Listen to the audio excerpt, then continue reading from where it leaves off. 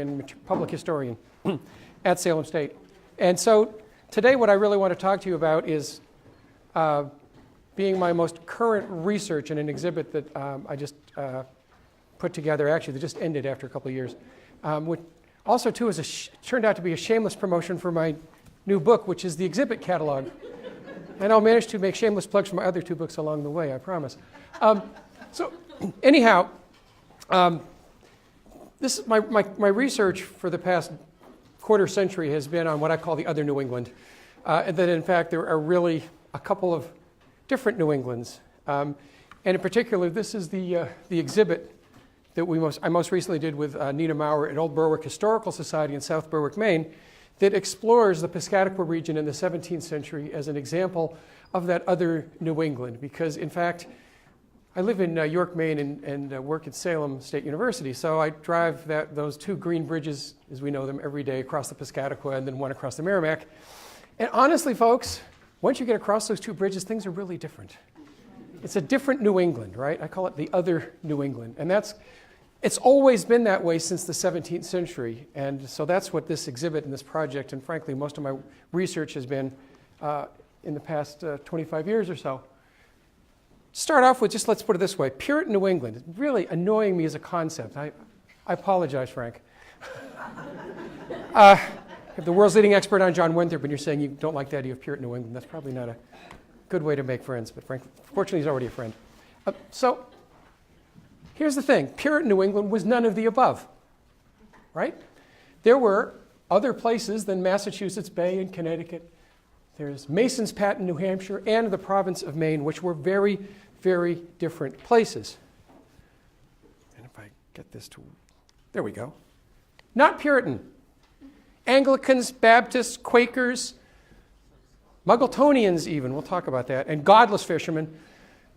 Matter of fact, Antinomians and others who were kicked out of Massachusetts, where did they end up? New Hampshire and Maine. Exhibit A, Reverend John Wheelwright, right? As one leading Puritan magistrate called Maine, a harbor for all the rogues in the country, complaining that if we don't throw the Quakers out of Maine, God help us, all of New England is going to be lost. Not new, right? Native Americans have occupied the area for at least 10, 11, 12,000 years. Frankly, from time immemorial in their term, which some historians have trouble with, but I find it no more difficult a concept than the idea that the natives signed away their rights and are subjects of the king. They're both statements of sovereignty, right? Well, anyhow, we all know the natives have been here wicked long, as we say up north. And not England. Good God, no. I mean, look at the other people aside from the Native Americans who are around here. African slaves, and in Maine particularly we have lots of Scottish prisoners of war, Irish indentured servants, people from throughout Europe. It really was an Atlantic diverse community in the 17th century, just like today, right? Exhibit A here, the McIntyre Garrison on the York River in the Scotland district, built by a son of one of those Scottish prisoners of war. So to give you a little sense of this, let's start with a story which takes place on Great Island, now Newcastle, New Hampshire, but in the 17th century, this was part of Portsmouth, New Hampshire. And start with a shameless plug for yet another one of my books. All of my books are for sale downstairs. George and Alice Walton were Quakers. And George first came to Exeter as an Antinomian in 1638 with Reverend John Wheelwright. He and his wife Alice run a debauched Quaker tavern, which is supernaturally assaulted by flying stones throughout the summer of 1682. This is not a novel. A friend of mine said, "Tad, this is a great novel." I said, "No, you flatter me. It's history. This actually happened." Well, what about a debauched Quaker tavern? That seems a bit odd. Well, this tavern was complaints were constantly brought up against it, against drunken sailors from all over the world who were carrying on in the tavern. The Native American household servant, Mary Agawam, who commits fornication with some foreign sailor on the Sabbath in the tavern, resulting 9 months later in the birth of her bastard son, William, who works in the tavern. One of the Walton grandchildren drowned in an open well in the backyard. It's the center of Royalist opposition of northern New England against Massachusetts Bay. As I say in one of the chapters of this book, these were the neighbors from hell, right? And they were supernaturally possessed as well, too, because once their tavern is assaulted, they accused their widowed elderly next-door neighbor, Anglican widow, Hannah Jones, of being the witch. She was up to the challenge. She immediately charged George with being a wizard, sort of a cross-charge on that. But it basically was all over this, a 25-year property dispute between the two families. A couple acres of like marshland, which sort of then is now, though coastal land in New England is worth fighting over. But this is a story that includes all kinds of diverse characters as well. It includes one of the other neighbors, John the Greek Amazine, a.k.a. John the Italian Amazine, which means he probably was an Italian national who lived of Greek heritage, living in one of the Greek enclaves in southern Italy. And so after about a month, this lithobolia incident appears to sort of strangely spread upriver, and it ends up settling in at the home of, see, we started here from Great Island, and we go upriver to Berwick, Maine, to the home of Antonio Hurtado, who's from Fayal in the Azores, and his wife, Mary, is the daughter of an Anglican West Country fisherman. Others in the story is the Walton's Irish servant Dermot O'Shea or O'Shaw, fishermen from the Orkney Islands, the Channel Islands, people who speak Gaelic and French, and Reverend William Scriven and other Baptists. You haven't heard me use the word Puritan here, have you? And you have witchcraft here, and there's no spectral afflictions and writhing girls on the floor. And yes, I apologize for that on the TV show last week. It was a little excessive. But here's the point. This was 17th century New England, yet you've heard none of this in any textbook, I doubt, right? But this is what the real New England was really like. That isn't saying there weren't lots of Puritans from East Anglia, but here we're talking about Englishmen from the West Country and other places who were Anglicans or godless fishermen. And it's a very different place, right? And also, yeah, those Scots prisoners of war. Fascinating, fascinating, fascinating. After the Battle of Dunbar in Worcester, 1 year apart to the day, known as Cromwell's crowning glory, right? Worcester. 400 of these guys are shipped to Massachusetts, forced into forced labor for terms of 5 to 8 years, never to return to England. Many of them end up in Maine in places like the Scotland district, right? Lumbering and then farming. So this is what we're talking about. It's a very different place. This is the other New England. I first got into this almost by accident. What was supposed to be a day-and-a-half teacher workshop to see if we could locate a 17th century site, and it kind of became like the 3-hour tour of historical archaeology that went on for 13 years and that I've been doing ever since. So I will orient you to the archaeology dig and how that fits into the current project, but this is the Piscataqua and the Scott map of about 1665. Notice here, this map was drawn to show where all the sawmills of the region were, because this was, the Piscataqua in northern New England was the economic engine where the lumber and the cod were gathered that New England got rich on, right? And this is why the Puritan merchants are moving into this region and actually taking over New Hampshire and Maine in the 1640s and 1650 is to get those resources and be able to export them out of the region. So we're going to go up here to what's now South Berwick, Maine, originally part of the town of Berwick, and this is where the Chadbourne site is located, where we dug for 13 years, stopped in 2004, because basically we already had about 40,000 artifacts and need to start studying this stuff.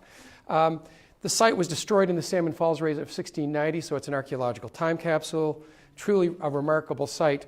And so I was introduced almost by accident to this amazing archaeology site and the amazing family who lives there. And ever since then, I've been trying to tell their story in public talks. And I said, we're going to put out an exhibit catalog, which I got. So now the next part is to write that sort of material culture history of northern New England in the 17th century from the viewpoint, really, of the Piscataqua and that forgotten frontier, as opposed to this sort of traditional New England begins, Boston sort of focused looking outward. We're gonna be outward and look kind of inward and look south. So this is the Chadbourne site, excavations from 1995 to 2007. This is roughly what we think the house looked like. And And we could talk about the archaeology and architecture of this for a long, long time. But what I really want to do is talk today about people. When we first were putting together this project a few years ago, and got together a grant, and we were able to bring in people like Laurel Ulrich and Jeff Bolster and Richard Candy together to talk about what kind of exhibitor project we should do. And Laurel, as I knew she would say, said, it's got to be microhistory. It's got to be focused on people. People want to hear stories about people.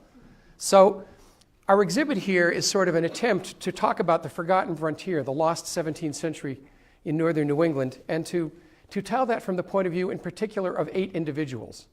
And the cool thing here is most of these 8 individuals are sort of either physically related or related by history. So we start off with a story about Sagamore Rowles, who's the Native American Sagamore, who in this deed here actually sells a huge parcel of land to Humphrey Chadbourne, who will build his house on the site. Rowles is a really interesting guy, and there's a really interesting relationship, I think, between he and Chadbourne. For one, he's referred to in the deed as Mr. Rowles, which is a tremendous statement of respect. Not everybody was a Mr. in the 17th century, as we know, right? We were good man and good wife, but not Mr. So clearly, there's I think a sign of mutual respect between the two. By the way, Lisa Brooks was our advisor for the Native American part of the project as well, too, and it was just wonderful to be able to work with her as well. So we start telling the story about Native American-European interaction and trade and Sagamore Rowles and Humphrey Chadbourne. And then we focus in on Humphrey Chadbourne, and here's his probate inventory. When he died in 1667, he left an estate of 1,713 pounds. You know, when I started talking about him 10, 15 years ago, I referred to him as the Donald Trump of Maine. I don't do that anymore, but realize that the average estate at this time is about 200 pounds, right? This guy's super rich. And he has a sawmill. He has all sorts of other stuff, including 5 serving men and maids. By the prices, they are actually indentured servants, I'm pretty sure.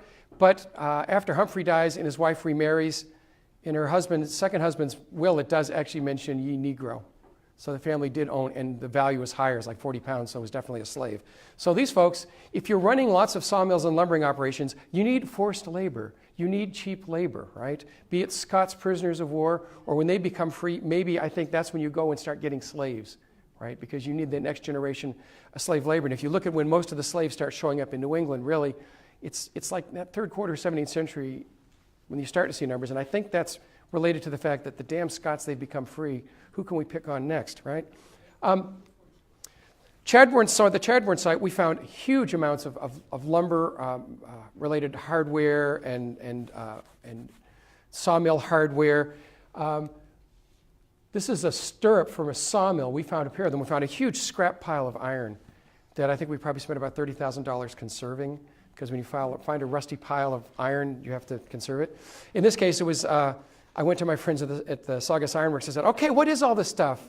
I think it's a sawmill. They said, great, we've never seen anything like that, because 17th century sawmills get washed away by floods and the hardware disappears. So we're still trying to sort it out, but we also too have a 5-foot long section, an almost complete pit saw, which unfortunately once you conserve it looks a little more like Swiss cheese, right? But you could actually use a pit saw blade temporarily as a replacement for a regular saw blade, but in this case, I think one reason this thing ends up looking like a pretzel is because it probably just wasn't up to the wear and tear of the mill. So the Chadbournes and their family and friends and relatives just made a fortune on the lumber industry, carrying out what Jeff Bolster has called the first clear cut, right? I mean, if we think clear cutting is old, it's new, it's something very, very old. It's been going on since the first generation or two of settlers here. The Chadbourne site just amazed me, and it's sort of a great site to focus an exhibit around. And in large part, what we did was we only had artifacts from a couple of different archaeology sites, but we managed to spread all those artifacts out around all the individuals in the exhibit, sort of sharing the wealth. But in this case, we kept like one of the prizes right with the Chadbournes. This is a Hull and Sanderson spoon, right, one of 8 known to exist by the first American silversmiths that we found in the burnt-out rubble of the house because the Chadbournes hadn't even bothered to go back to get it. Right, that when the house burned down in 1690, what's a silver spoon, right? And you can see here, here's the I.H. John Hull and Robert Sanderson as well, and there's the initials, HLC, Humphrey and Lucy Chadbourne. And I'll tell you, when I was able to take that spoon and walk over to a 10th generation descendant and hand it to him, that was pretty powerful. It really was. Archaeologists like to work with descendant populations. In this case, we work with the Chadbourne Family Association, which is a bit odd because usually when they talk about descendant populations, you're talking about native, indigenous, and in this case. But they understood, and they were the ones that would help pay for the money to conserve the objects, right? So anyhow, all kinds of amazing stuff that the Chadbournes used as status markers, because when you have slaves, when you have indentured servants and the Scottish and these other folks, you want them to know who you are and who they are. And when I was in grad school, I didn't believe this nonsense about status in archaeology, frankly. And because I said, well, you know, when my wife and I got married, we picked out our China pattern. We're only doing this once, right? And thank God, 36 years later, right, still married. I don't know how she puts up with me, but that's another. You hear that, Peg? Seriously, we don't think as much about status and things like ceramics, I think, now as they did then, because, well, you know, we're just going to go to, well, okay, Jordan Marsh, right? Pick out a pattern, right? These folks, everything was meant to push that status. It absolutely was. So the Chadbournes had the latest fashionable ceramics. When this place burned in 1690, most of the ceramics in use dated to like the late 1680s, early 1690s. New fashions like the brand new Chinese scholar pattern, which is what we would now recognize as the forerunner of chinoiserie, right? That first wave of Chinese influence. Or blue Persan, which is, it's an English imitation of a French imitation of Persian porcelain, right? Very, very high-end sort of stuff. Or even, how about imported stuff from way far away, like Oseo polychrome ware from Mexico City? Took me forever to get this stuff identified. It absolutely did, because no one had really seen it before. These are the first known examples of Mexican-made wares found north of the James River, actually, right? I think there's a lot more out there in our collections, folks, that we pass off as French or Dutch or Guadalupe ware or something like that. Nope, this is the real McCoy. And this is what a plate of it looks like, and that's from the Florida Museum of Natural History. Bold, garish stuff. And this was not a souvenir. They had a full plate, a set of at least 4 different plates, or platas, as we know, right? So these are the kind of people, like imagine, you know, you go over to Hump and Lucy's for dinner, and a set of that is laid out on the table. And the guests are going, wow, hey, Humphrey, is that what I think it is? Well, yes, it is. Where did you, we have our ways. We all know people like this, right? You want their, well, I can't tell you. This is a status symbol. And it's if you think about it, it makes perfect sense it would be here, because these are lumber merchants shipping stuff to the Piscataqua, lumber and fish. To the west, out of the Piscataqua to the West Indies. Who else is in the Indies? The Spanish. Are you supposed to be trading with them? No. But we New Englanders, as we all know, have been really good smugglers since day one. Anyhow, so back to this network and this kinship, and you can see here all the people in red here are sawmill owners and sawyers, and you can see these people are all related to each other. So they're controlling, much like Bernard Bailyn looked like the New England merchants really of southern New England and how they're all connected. These folks were too within a couple of generations. So there's Humphrey and Lucy, and fascinating family. Lucy's family is so wealthy they come over in their own ship from England, and they name the town of Kittery after their estate on the Dart River, Kittery Court. So again, he married very well for a poor carpenter. And also his sister becomes his next door neighbor, Patience Spencer Chadbourne, or Chadbourne Spencer. Now, interesting thing here, Patience and her husband are, yes, Quakers. And this, again, is a sort of symbol of all kind of the divided loyalties you have in Maine in the 17th century, all as these artifacts from the site, from the Chadbourne site, demonstrate, where we have the Chadbournes. Humphrey Chadbourne is a representative to the general court. It's a Puritan merchant, that's for sure, right? But Lucy's uncle, Nicholas Shapley, is another Quaker. He's the leader of the Royalist cause in Maine, and on the site we found all these darn Tudor rose medallions and harness bosses, which is a badge of loyalty to the crown, not to Massachusetts, right? I mean, the Chadbourne site we find the oak tree 2-pence. There's Massachusetts. But there's also the Royalist impulse. And by the way, don't think you're too safe here, because there's also the Wabanaki and the French Catholics to the north who eventually destroyed the site in 1690, right? So just in a couple artifacts, you can kind of tell that story of how troubled and divided the northern New England is in the 17th century. So Patience Spencer and Thomas Spencer, her husband, Nicholas Shapley, part of an extended network of Quakers in the Piscataqua in the 17th century. And yet again, just like the Waltons, the Spencers are tavern keepers. So it was really sort of fun to be able to introduce them and talk about, again, more sort of debauched taverns and just what Berwick, Maine would have looked like on a Saturday night in 1670, right, where Daniel Goodwin confesses that he struck Humphrey Spencer on the head with a stool. The tavern keeper, Goodwin, wasn't too good about keeping track of it because he admitted he was drunk at the time. Two other men admitting they were at Gattonsby's Tavern on the Lord's Day at the time of the sermon. Nicholas Frost was so drunk that he confessed that he tried to stab himself with his knife, and he confessed he was so drunk he didn't remember it. And I'm going like, this stuff it's like ripped from the headlines, right, today? And the court heard all these cases where? In the tavern. Now, interesting thing here again, Humphrey Spencer, yes, that is Humphrey Chadbourn's nephew. John Gattonsby is Patience's son-in-law. Daniel Goodwin, that's Mehitable Goodwin's father-in-law, the famous captive who we'll get to in a minute, because these people are all related. And this is the stuff they had, right? Again, this if you look at Patience's probate inventory, it mentions 3 times Lisborne, Lisbon dishes, Lisborne tin enameled ware, Fianca. And this is what we find on the Chadbourne site and on other sites, and this is what it would have looked like. And it's when we found actually that the influence of Portugal and Portuguese ceramics and trade is really, really, really important in the 17th century. In pretty much every site we dig in the Piscataqua region, we see pieces of this stuff. Again, it looks like English delft. It is not. The patterns are distinct. We're just learning about this, really, from the work of Portuguese scholars. As my students know, I love probate inventories. Nicholas Shapley's probate inventory is amazing. It includes all kinds of cool stuff like, look at this, right after the livestock come the slaves, net worth 90 pounds, and then 2 Irish boys, great guns, 7 pounds, fowling pieces, 4 muskets. Well, again, by the way, folks, Quaker, but also, yes, major in command of the Yorkshire militia. Right? And this is before Quakers were pacifists. And also leading royalist of the region. Yeah, so Nicholas Shapley is our next character that we talk about. We actually have some pretty high-end stuff that we were able to borrow to show off his life.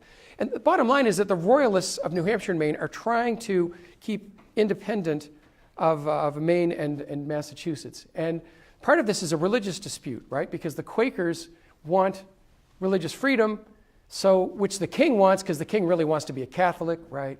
So Quakers and Royalists, basically the friend of my enemy is my friend, right? All you people who are in favor of Massachusetts Bay, forget it. We want to drive Massachusetts out. This is the remains of the Shapley Mill in Elliott. You can see out here in low tide. You need someone to work that mill, so yep, let's get slave labor. One of his slaves was Black Will, who, when he was freed in 1700, becomes William Black. And this is a deed in the Suffolk deeds, actually, of Shapley buying another slave named Cuff in 1675, I believe it is. So, again, I think we tend to think of slaves as being like household servants or working the fields. No, we're talking about sawmill workers and lumberjacks here, right? And in fact, in the exhibit, we talk about William Black and the fact that, interesting, before even he's able to become free in 1700, about 5 years earlier, he bought 100 acres of land. And so we portray him in our exhibit as the farmer. And while I really think little broken bits of artifacts are really cool, my curator, Nina Maurer, said, yeah, you know, Tad, not so much, most people, right? So we go with museum replicas like milk pans, one made by my good friend Martha Sellier, and Jeff Miller, who's an amazing historic blacksmith, who's, you know, you're not going to recognize that as a 17th century cowbell, Tad, I don't think. So we'll do a replica. And by the way, this cowbell is from the Hilton site, which is the home of Lucy Chadbourne's mother, who was married, her second husband was Edward Hilton, who's considered by most people to be the founder, if you will, the English founder of New Hampshire. So all of these people are all related. Oh, and yeah, they owned a sawmill too, right? So what time do we have till 11:30? Okay. Don't want to go over. All right, so back to the family. Interesting thing too, by the way, check this out. Thomas and Patience Spencer's granddaughter, Elizabeth Turbot, marries William Black Jr. So they really, literally are all related. Isn't that cool? Other folks involved too. Back to the Scottish prisoners. The Counting House Museum of the Old Berwick Historical Society in South Berwick is on the site, quite literally, of the home of Thomas Holmes, who was one of these Scottish prisoners who operated a sawmill at the falls where the Counting House Museum is. And in fact, actually, when they were putting a fish ladder in the river, some of the workers threw the spoon up to the president of the Historical Society, sort of just winged it and said, "You're looking for old stuff? Here's old stuff." You go like, "Oh my God! It's a dog-nosed spoon." That's right. It dates to like 1690, probably, when the house and Garrett house was destroyed in the raid. So again, really, and we actually have worked really closely with the folks at Durham University. I was honored to go speak over there a couple years ago when they had a dedication ceremony for some of the victims of the Battle of Dunbar, whose mass grave they found actually on the Cathedral Close recently when they were putting in a new cafe for the university. So I think the next big project, too, that we'll undertake archaeologically, if I have it in me, is to be studying that Scottish frontier, if you will, and some of the sites that we have identified. And the influence of these guys is not minuscule. If you look at this list of households in Berwick in 1711, 25% of the surnames are Scottish prisoner sons and grandsons. This is a substantial part of the population, which, by the way, reflects the name of Berwick, which was the nearest English town and also the town closest to the Battle of Dunbar, and also New Hampshire, where Durham, New Hampshire, hence Durham Cathedral, where these guys were imprisoned as well, too. So all the pieces go together. And there's actually a recent book on this by the archaeologists at Durham that I highly recommend. Anyhow, this whole area was relatively peaceful, except for those tavern scuffles, until 1675 when King Philip's War broke out. And what's interesting, we actually figured out that the Chadbourne house was attacked in 1675 and defended. And the best way we know that is from a really obscure reference in Hubbard's History of the Indian Wars, but also, too, in these flattened musket balls, which is what happens when musket balls hit like palisades or wooden walls. They just flatten right out. Teeth marks, of course, you know where that comes from, right? Bite the bullet, quite literally. 17th century anesthesia. So anyhow, here's the thing. We call this a forgotten frontier because it really was on the biting, indeed bleeding edge of the frontier. Because it's a narrow line of settlement, one house is deep, and when you get to the end of the road in Berwick, the next European house is up on the St. Lawrence, right? So these are the people that are incredibly vulnerable to attack in King Philip's War and again in King William's War. And in fact, actually, King William's War hits this region, it desolates Maine, and frankly, I would say is the region why we have all this wonderful archaeological potential and why northern New England is the other New England, is that northern frontier, is because I can literally be standing in an abandoned 17th century cellar hole that is within sight of Interstate 1 and Interstate 95. And then, in fact, the growth of northern New England was retarded by multiple generations by the destruction of these wars, right? Where people had to abandon and move south.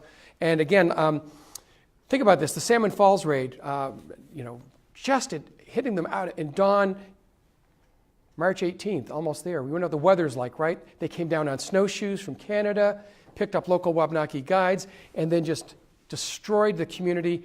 Over probably 100 killed, 44 taken captive.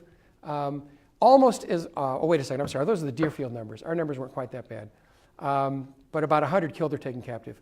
And I actually have the Deerfield numbers there. That's what happens when you reuse slides, folks, right? Because the leader of the Deerfield raid was a young boy, Jean-Baptiste Hertel de Rouville, and he participated in the Salmon Falls raid with his father, Hertel, who led that raid. But Jean-Baptiste would learn these tactics of the dawn raid in winter on snowshoes, because that's exactly what he did in Deerfield in 1704. And in fact, Hertel was knighted by Louis XV in 1716 for his duties to the crown. And funny, here's the problem when you're trying to do 17th century, folks. This is the only one of the 8 people that we focus on in the exhibit who we actually have the photo for, right? The rest of them, we don't, or photo, image for. We don't know what the rest of them looked like. Though having said that, I was convinced grudgingly by my curator to use 17th century images, portraits from New England to represent them. But I always try to point out, we really have no idea what Humphrey Chadbourne looks like. But yeah, he would have dressed and kind of looked like John Freak, right? Anyhow, so that's one of the problems we have with the 17th century. We don't have those Kodak moments. We don't have even, Matthew Brady in photography. But I would argue that with the artifacts and the images that we do have, we can tell a pretty amazing story. So yeah, the late 17th century, I call it unsettling times, and I mean that in multiple ways, right? People were actually abandoned this region and made that frontier completely unpopulated really by Englishmen or by Native Americans. It wasn't safe to be there. So we kind of end the exhibit with 2 more, with Ertel and also Mehitable Goodwin, who's one of those captives. So captor and captive from the Salmon Falls raid, and what life would have been like for them. The hard trek down from Quebec, the hard trek back with lots of prisoners. In many cases, we know at Deerfield, they actually brought snowshoes for them to march back north on, and moccasins as well, right? After the raid, Berwick is largely abandoned, right? It really, and this is, you can see here this map of 1708. And you can see, yep, here's the Salmon Falls River, and yep, it kind of, no sense in showing anything up there because no one's living up there anymore.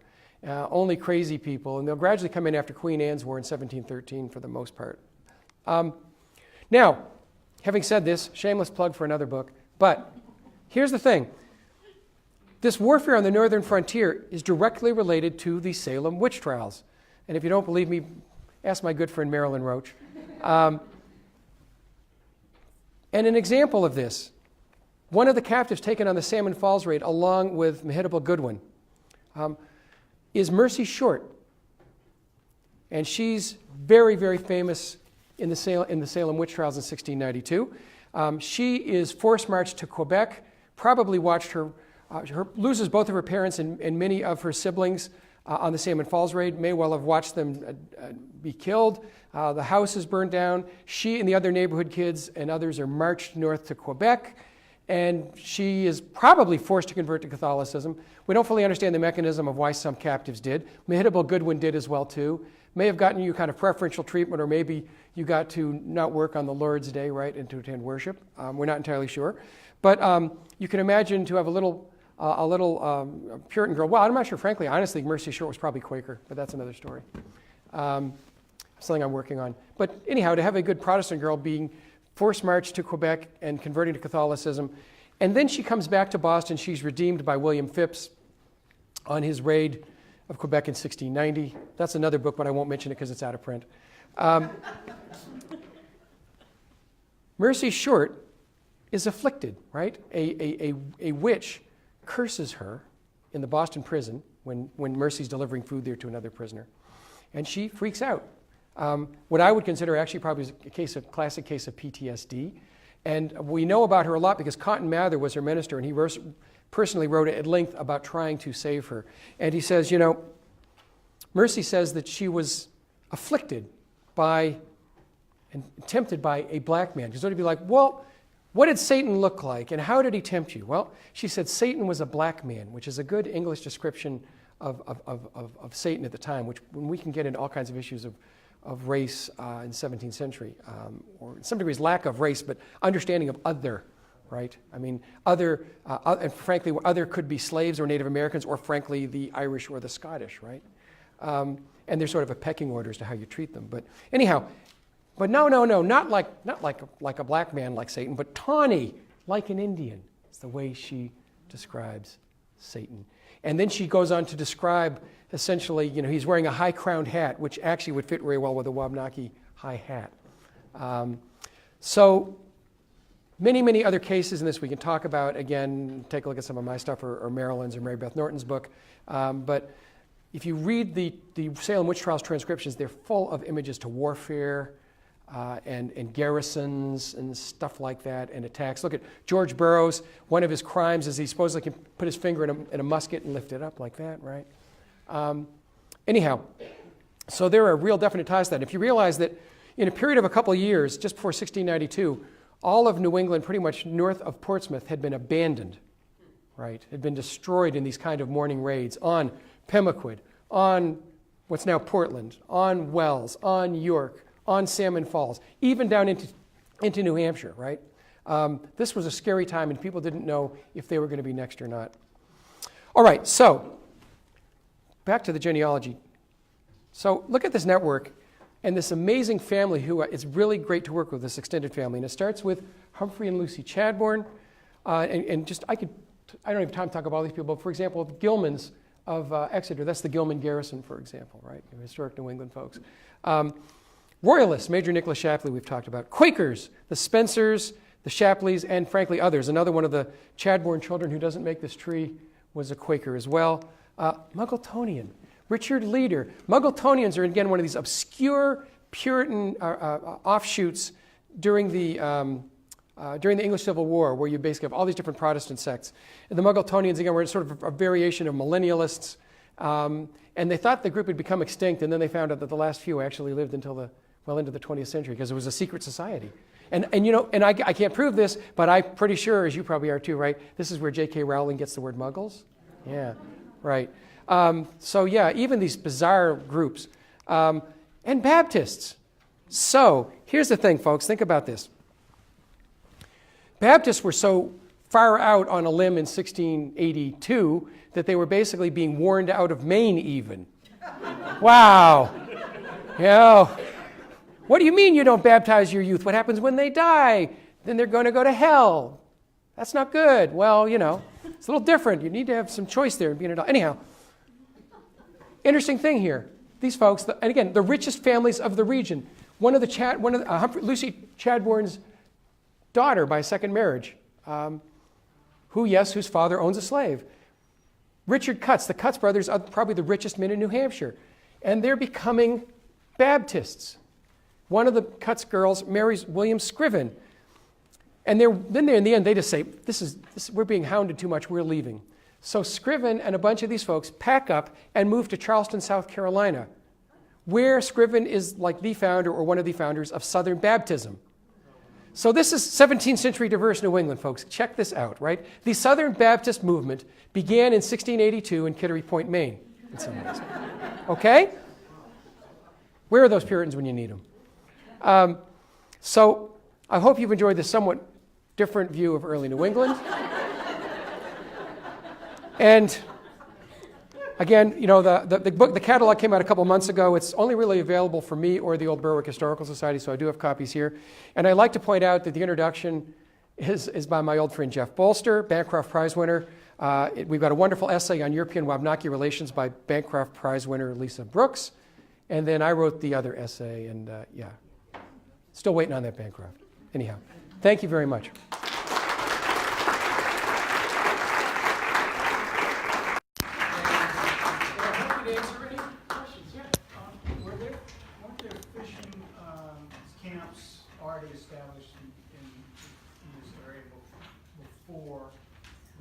Before what? Well, I'm saying around how early do you want to say? 1610, 1615. Okay, so and this gets, and I've talked about this with Frank, right? We're getting ready to celebrate 400th anniversary up here as well, too. And of course, we've already had the first, John Smith, who visited the Piscataqua in 1614. We know that they were probably seasonal fishermen on the Isles of Shoals by 1616, or earlier even. We also know that Damascove, probably even earlier than that, maybe by 1610, 1612. We know that there was the first year-round fishing station at Panaway Plantation at Odiorn Point in Rye, 1623.